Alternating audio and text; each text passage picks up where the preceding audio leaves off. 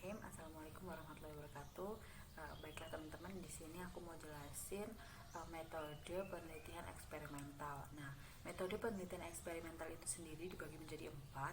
Yang pertama pre-experimental design, yang kedua tuh experimental design, yang ketiga adalah quasi experimental design. Terus yang selanjutnya ada yang terakhir itu ada factorial design. Nah, oke, langsung saja yang pertama ya. Jadi yang pertama itu ada pre-experimental design. Nah, pre-experimental design itu apa sih? Seperti namanya ya, pre-experimental design. Jadi pre ini tuh belum dikatakan sebagai eksperimen yang sesungguhnya. Nah, kenapa? Karena di dalam pre-experimental design ini masih ada variabel-variabel luar yang mempengaruhi eksperimen itu sendiri. Nah, pre-eksperimental itu ada 4. Yang pertama one shot study. Nah, one shot study itu apa? Ini tuh metodenya itu, cara kerjanya itu kayak gini. Jadi suatu kelompok itu diberi perlakuan, kemudian diobservasi hasilnya. Nah, hasilnya ini merupakan variabel independen seperti itu. Nah, yang kedua itu ada one group pretest post test. Jadi sebelum diberikan eksperimen atau perlakuan itu diberikan pretest. Jadi hasilnya itu bisa lebih akurat gitu ya. Terus yang ketiga itu ada intake group. Jadi intake group ini satu grup itu dibagi menjadi 2. Yang pertama kelompok eksperimen, dan yang kedua adalah grup kontrol. Oke teman-teman, selanjutnya itu ada yang kedua tadi. Yang pertama kan pretest experimental design. Nah, yang kedua ini adalah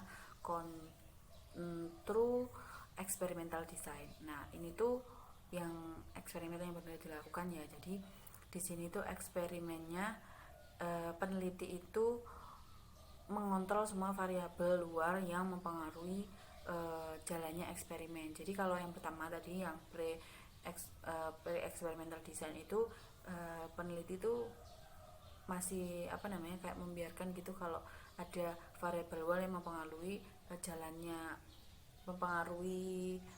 eksperimen yang dilakukan. Nah, kalau yang ini yang true experiment design ini peneliti itu mengontrol variabel-variabel luar yang mempengaruhi eksperimen yang dilakukan.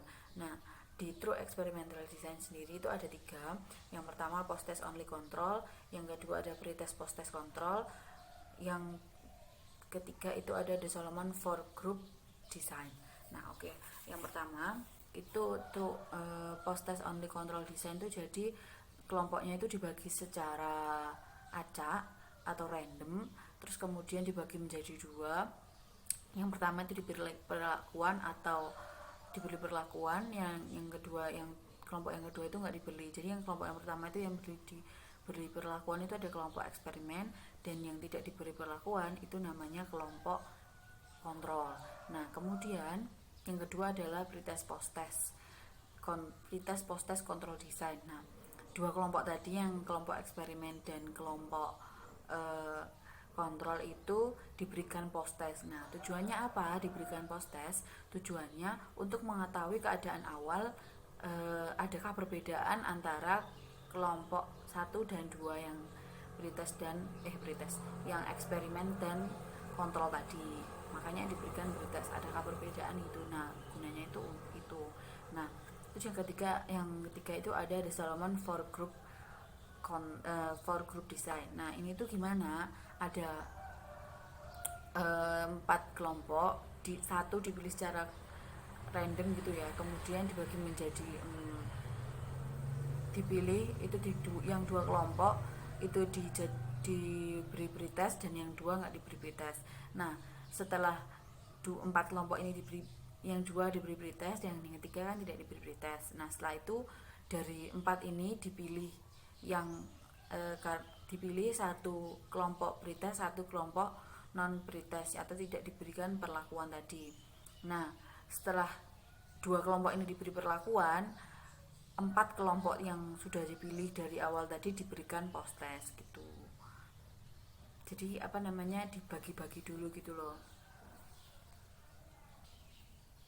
Oke, nah selanjutnya itu ada quasi experimental design.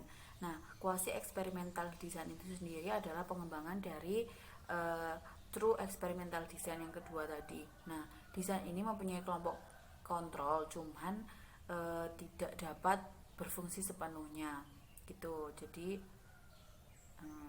dibagi menjadi tiga. Yang pertama time series design. Nah, time series design ini di sini itu tidak dipilih secara random. Nah, sebelum pemberian perlakuan itu dilakukan pretest 4 kali. Nah, kenapa diberikan pretest kok sampai 4 kali? Itu gunanya untuk mengetahui kestabilan dan kejelasan keadaan kelompok sebelum diberikan perlakuan atau eksperimen. Jadi kayak harus dites kejelasannya gitu. Kan ada, kalau jawabannya itu beda dari pretest pertama sampai keempat, berarti kelompok itu masih labil, belum siap diberikan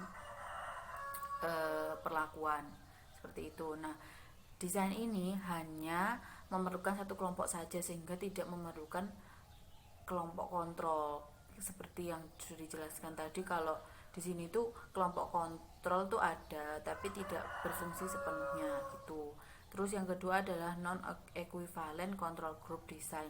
Nah, ini tuh hampir sama post test sama pretest control group design tadi. Nah, ada kelompok eksperimen sama kelompok kontrol itu tidak dipilih secara random. Kalau yang tadi kan dipilih secara random ya. Terus yang ini tuh tidak dipilih secara random, kemudian semua diberi pretest dan perlakuan, setelah itu diberi post test kayak gitu. Kalau terus selanjutnya itu ada counterbalance design. Nah, semua kalau yang counterbalance design ini semuanya itu diberi perlakuan, namun urutannya aja yang beda dan diberikan dan dilakukan secara random gitu. Oke, selanjutnya yang terakhir itu ada factorial design. Nah, factorial design ini selalu melibatkan dua atau lebih variabel bebas. Nah, tujuannya apa? Tujuannya itu untuk menentukan apakah efek suatu variabel eksperimen tersebut khusus untuk level khusus dari variabel kontrol kayak gitu. Kayak